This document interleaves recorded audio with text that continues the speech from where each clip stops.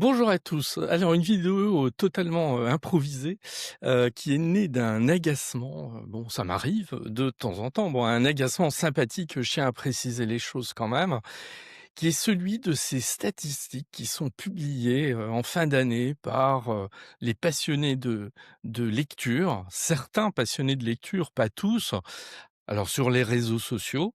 Alors c'est quoi les statistiques? C'est, voilà, en 2025, j'ai lu, 80 livres, j'ai lu 120 livres, j'en ai lu 150, j'en ai lu 200, il y a des boulimiques, hein, là-dessus. Bon, donc voilà. Pourquoi pas? Dans un 1er temps. Même si je n'y souscris absolument pas et je vais expliquer pourquoi.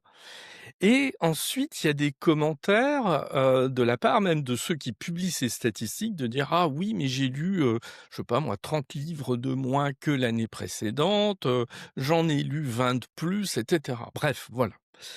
Je me suis fendu, sur, Trade d'un petit, voilà, d'un petit commentaire, rapide, voilà, que je trouvais ça ridicule, hein. Alors peut-être que le mot ridicule était un petit peu fort, bon je l'assume totalement, je trouve ça effectivement ridicule. Pourquoi? Déjà, je trouve dommage d'appliquer une notion, quantitative à la lecture. Voilà. Alors pourquoi? Bah, parce que, voilà, pour moi la lecture, reste un plaisir avant tout, qui est un plaisir et là j'y tiens, alors là on pourra ne pas partager ce point de vue qui est un plaisir de lenteur, voilà. C'est vrai que moi lire un livre, c'est quelque chose que je fais en prenant le temps et si j'aime à ce point lire, bah, c'est parce que ça me permet de casser avec un rythme, qui est un rythme, heu, plus professionnel où là effectivement je prends un petit peu moins le temps de faire les choses. Quand je lis, je prends le temps et j'aime bien. Bon, mais après, tout le monde n'est pas obligé de partager ce point de vue, on est bien d'accord. Donc, à partir de ce moment, je sais que me concernant, j'ai du mal à avoir une appréciation quantitative sur une année. Et pourtant, ceux qui me connaissent, savent qu'on peut plutôt me ranger dans la catégorie des grands lecteurs. Je mets des guillemets, j'aime pas ce terme, ça ouais, ça il y a une espèce de condescendance à le dire ou donc oui, si je mesure les choses, à l'aune de ma bibliothèque, du nombre de lectures que je fais sur une année, oui, je suis quelqu'un qui lit beaucoup. Pour autant, j'avoue mon ignardise à considérer le nombre de livres que j'ai lus sur une année écoulée. Je n'en sais rien et en fait, je m'en fiche totalement. Pourquoi? Déjà parce que je me refuse à mettre cette notion de qualité de quantité, pardon, de quantité à cette lecture et puis ça voudrait dire que je compare les années les unes après les autres. Si je lis moins une année que la précédente, je m'en contrefiche totalement. Si je lis davantage, tant mieux. Donc voilà, en fait, c'est pour moi, c'est quelque chose de totalement secondaire. Ensuite, à partir du moment où on mesure le nombre de livres lus, c'est qu'on les met plus ou moins tous, dans une catégorie égale. Ben non, ça fonctionne, pas comme ça. Je vais prendre différents exemples. Je vais prendre notamment des livres que j'ai lus vraiment à vitesse grand V. Quand je veux me distraire, en général, je pique dans des polars, et cetera. Alors voilà, c'est pas des livres qui me demandent un temps de lecture, dingue. Voilà, je prends la dernière, trilogie de Don Winslow, La Cité sous les cendres, La Cité des rêves, La Cité en flammes. Bon voilà. Ah, au total, ça fait, voilà, ça fait son volume. Bon, bah, par exemple, je sais qu'il y a un de ces livres celui qui faisait, ouais, plus de 500 pages, quasiment, j'ai dû le lire en un week-end. Voilà, donc vraiment, alors là, si je lisais, autant, cette quantité de livres, j'arriverais à un nombre astronomique en fin d'année.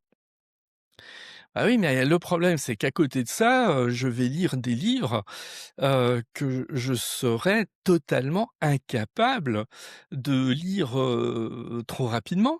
Exemple Là encore, un livre que je trouve absolument, génial, qui est le passage de l'Odéon, alors de Laure Murat. Et que fait Laure Murat ici? Elle parle de Sylvia Beach et d'Adrienne Monnier. Alors qui étaient-elles toutes les 2? Ces 2 personnes absolument passionnantes. Elles tenaient, de l'une et l'autre une librairie très proche l'une de l'autre à Paris. Et en fait, Adrienne Monnier notamment, c'était un peu une des animatrices de la vie culturelle et littéraire, parisienne, avant la guerre, hein, donc avant, la 2e guerre mondiale, dans l'entre-deux-guerres. Elle a découvert des écrivains, voilà. Chez elle, je vais citer des noms, voilà, il y avait des habitués quand même, de sa librairie, Francis Scott Fitzgerald, Marianne Moore, Hemingway, Barnes, Gertrude Stein, et cetera. Enfin bon, voilà, c'était bon, donc c'était quelqu'un. Ce livre qui est, alors c'est à la fois une biographie et en même temps une description de la vie littéraire de l'entre-deux-guerres. Alors là, je l'ai pas lu en quelques heures.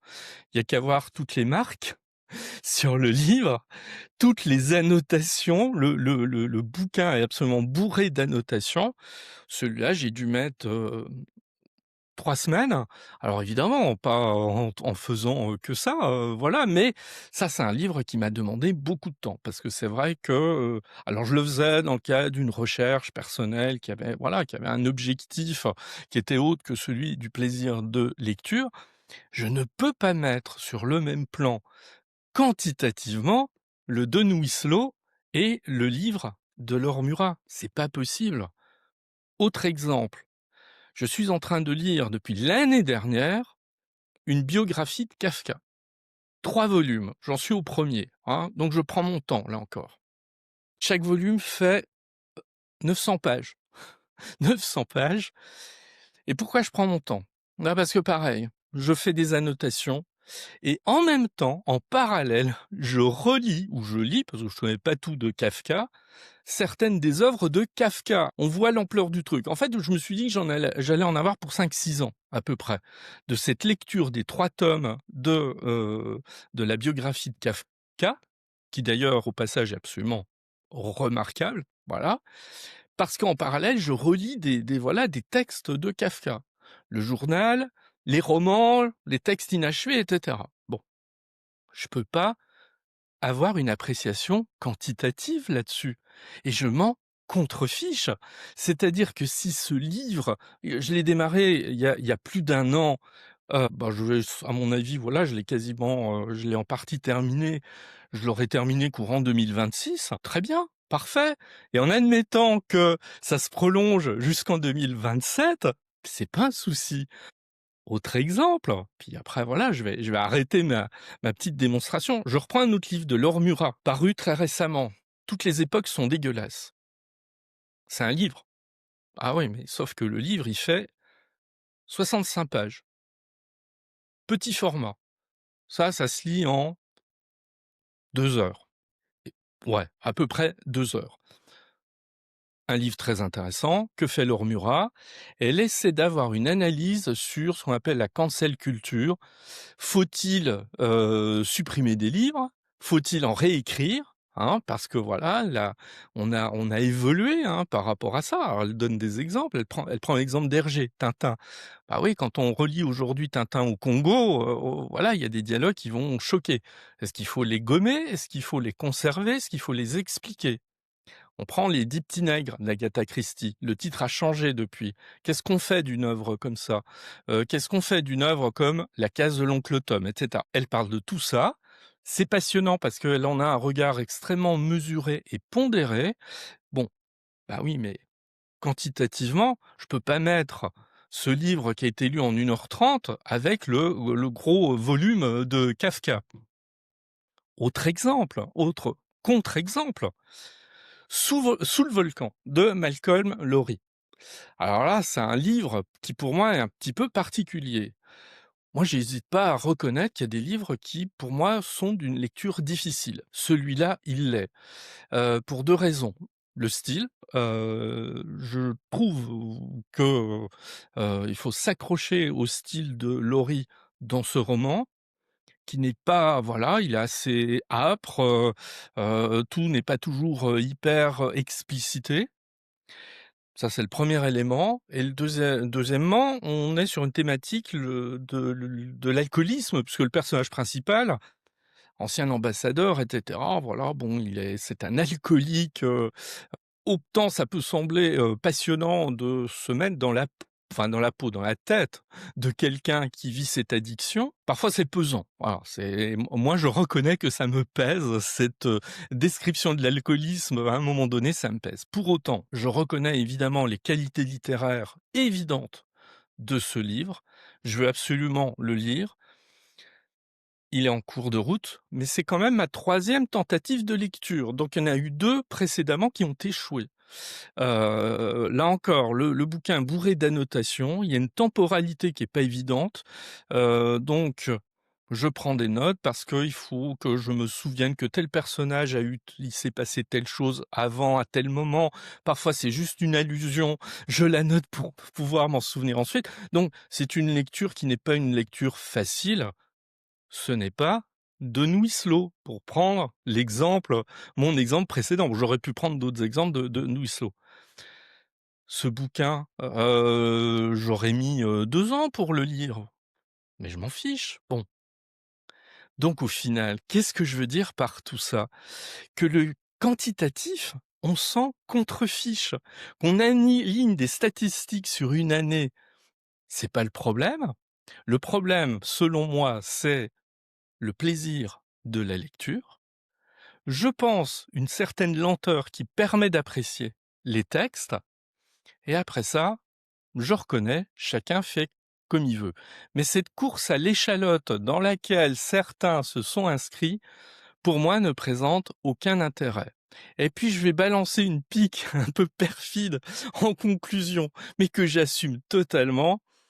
Bah, il est un peu facile d'aligner des dizaines et des dizaines de livres lus sur une année qui vont être par exemple de la romance, de la dark fantasy, etc., qui, si je ne vais pas les qualifier de de sous-culture, mais j'en suis pas loin et j'assume complètement cette appréciation, c'est de la lecture facile. Donc, de la lecture facile, il n'est pas compliqué d'arriver avec un bilan en fin d'année de 100, 150, 200 romans. Je pense qu'il serait impossible de lire 200 Sous le volcan dans une année et il serait impossible de lire 200 biographies du style de Kafka également dans une année. Bref, conclusion, mais fichez la paix à tout le monde avec vos statistiques et j'ai presque envie de dire, fichez-vous la paix à vous-même. Voilà, vous mettez une pression avec vos statistiques et je pense que fondamentalement, ça vous apporte pas grand-chose. Sur ce, bonne lecture et bon partage des impressions de lecture.